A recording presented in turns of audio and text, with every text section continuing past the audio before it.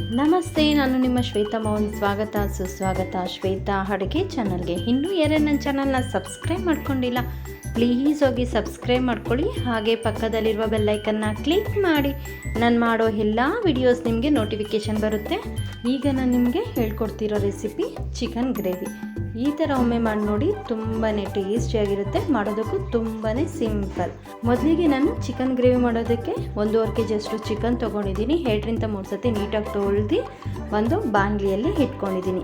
ಈಗ ನಾನು chicken gravy ಮಾಡೋದಕ್ಕೆ ಕಲಸಿಟ್ಕೊತೀನಿ. ಮೊದಲಿಗೆ ನೋಡಿ, ಚಿಕನ್ಗೆ ರುಚಿಗೆ ತಕ್ಕಷ್ಟು ಉಪ್ಪು, ಅರಿಶಿನ ಅರ್ಧ ಸ್ಪೂನ್, ಗರಂ ಮಸಾಲ ಅರ್ಧ ಸ್ಪೂನ್, ಚಿಕನ್ ಮಸಾಲ 2 ಸ್ಪೂನ್, ಶುಂಠಿ ಬೆಳ್ಳುಳ್ಳಿ ಪೇಸ್ಟ್ 2 ಸ್ಪೂನ್ ನೋಡಿ ಹಾಕ್ಕೊಂಡಿದ್ದೀನಿ.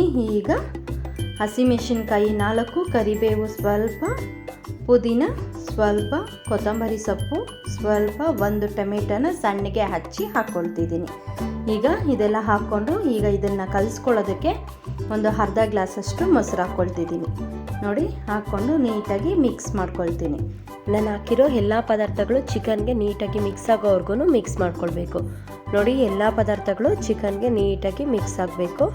ಈಗ ಸ್ಪೂನಲ್ಲಿ ಮಿಕ್ಸ್ ಮಾಡಿಕೊಂಡು ನಂತರ ನಾನು ಸ್ಪೂನ್ನ ಸೈಡ್ಗಿಟ್ಟು ಬಾಣಲಿನ ನೀಟಾಗಿ ಈ ಥರ 2-3 ಸತಿ ಮಿಕ್ಸ್ ಮಾಡ್ಕೊತೀನಿ. ನೋಡಿ, ಕೆಳಗಡೆಯಿಂದ ಮೇಲೆಗೆ, ಮೇಲೆಯಿಂದ ಕೆಳಗಡೆಗೆ ಫುಲ್ಲು ಮಿಕ್ಸ್ ಆಗುತ್ತೆ. ಈಗ ಇದನ್ನು ನಾನು 30 ನಿಮಿಷ ನೆನೆಯೋದಕ್ಕೆ ಬಿಡ್ತೀನಿ. ನೋಡಿ, 30 ನಿಮಿಷ ಆಗಿದ ನಂತರ ಯಾವ ಥರ ಇರುತ್ತೆ ಅಂತ ತೋರಿಸ್ತೀನಿ ಬನ್ನಿ. ನೋಡಿ, ಚಿಕನ್ಗೆ ಉಪ್ಪು, ಖಾರ, ಹುಳಿ, ಮಸಾಲೆ ಪದಾರ್ಥಗಳು ಎಲ್ಲನೂ ನೀಟಾಗಿ ಹಿಡಿದಿರುತ್ತೆ.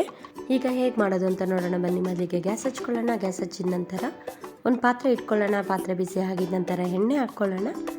ಎಣ್ಣೆ ಕಾಯ್ದಿದ ನಂತರ ಹಚ್ಚಿಟ್ಟಿರೋ ಈರುಳ್ಳಿ ಎಲ್ಲನೂ ಹಾಕ್ಕೊಂಡು 2-3 ನಿಮಿಷ ಫ್ರೈ ಮಾಡ್ಕೊಳ್ಳೋಣ. ನೋಡಿ, 2-3 ನಿಮಿಷ ಫ್ರೈ ಮಾಡಿಕೊಂಡು ಈರುಳ್ಳಿ ಸ್ವಲ್ಪ ಕೆಂಪಗಾಗಿದ ನಂತರ ನಾವು ಕಲಸಿಟ್ಕೊಂಡಿದ್ರಲ್ವ ಚಿಕನ್ನ ಹಾಕ್ಕೊಳ್ಳೋಣ. ನಾವು ಈ ಥರ ಮಾಡೋದಕ್ಕೂ ತುಂಬಾ ಸಿಂಪಲ್, ತಿನ್ನೋದಕ್ಕೂ ತುಂಬಾ ಟೇಸ್ಟಿಯಾಗಿರುತ್ತೆ.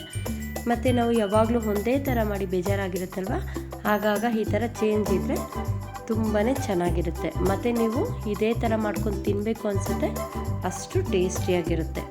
ಈಗ ನೋಡಿ, ನಾನು ಕಲಸಿಟ್ಕೊಂಡಿದ್ನಲ್ವ ಚಿಕನ್ನ ಹಾಕ್ಕೊಂಡು ಎಲ್ಲನೂ ಚೆನ್ನಾಗಿ ಫ್ರೈ ಮಾಡ್ಕೊಳ್ತೀನಿ. ನಾನೀಗ ಗ್ಯಾಸ್ನ ಮೀಡಿಯಮ್ ಫ್ಲೇಮಲ್ಲಿಟ್ಟು ಫ್ರೈ ಮಾಡ್ಕೊಳ್ತಿದ್ದೀನಿ. ನೋಡಿ, ಈ ಥರ ಫ್ರೈ ಮಾಡಿಕೊಂಡು ಈಗ ನಾವು ಮೇಲೆ ನೀರು ಬಿಡೋದಕ್ಕೆ ಸ್ಟಾರ್ಟ್ ಆಗುತ್ತೆ. ಆಗ ಒಂದು ಪ್ಲೇಟ್ ಮುಚ್ಚಿ ಮತ್ತೆ ಬೇಯಿಸ್ಕೊಳ್ಳೋಣ. ನಾವು ನೀರೇನೋ ಹಾಕ್ಕೊಳ್ಳೋದು ಬೇಡ, ಚಿಕನಲ್ಲೇ ನೀರು ಬಿಡುತ್ತೆ, ಆ ನೀರಲ್ಲೇ ಬೇಯಿಸ್ಕೊಳ್ಳೋಣ. ನೋಡಿ, ಎಲ್ಲ ನೀಟಾಗಿ ಬೇಯಿಸ್ಕೊಂಡು ಚೆನ್ನಾಗಿ ಮಿಕ್ಸ್ ಮಾಡ್ಕೊಳ್ಳೋಣ.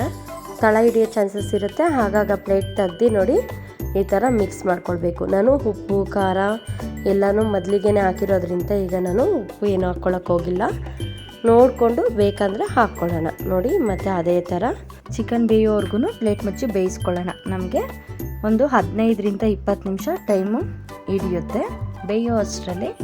ನೋಡಿ ಎಷ್ಟು ಚೆನ್ನಾಗಿ ಬೆಂದಿದೆ ಅಂತ.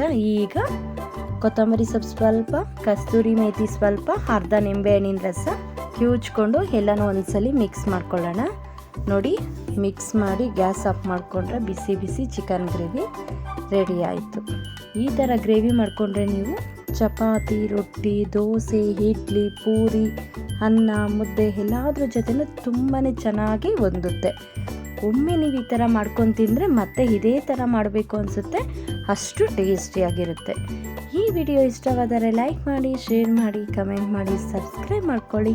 ಹಾಗೆ ಪಕ್ಕದಲ್ಲಿರುವ ಬೆಲ್ಲೈಕನ್ನ ಕ್ಲಿಕ್ ಮಾಡಿ. ನಾನು ಮಾಡೋ ಎಲ್ಲ ವಿಡಿಯೋಸ್ ನಿಮಗೆ ನೋಟಿಫಿಕೇಷನ್ ಬರುತ್ತೆ. ನೋಡಿ, ಈಗ ನಾನು ನಿಮಗೆ ಒಂದು ಪ್ಲೇಟ್ಗೆ ಬಡಿಸಿ ತೋರಿಸ್ತಿದ್ದೀನಿ.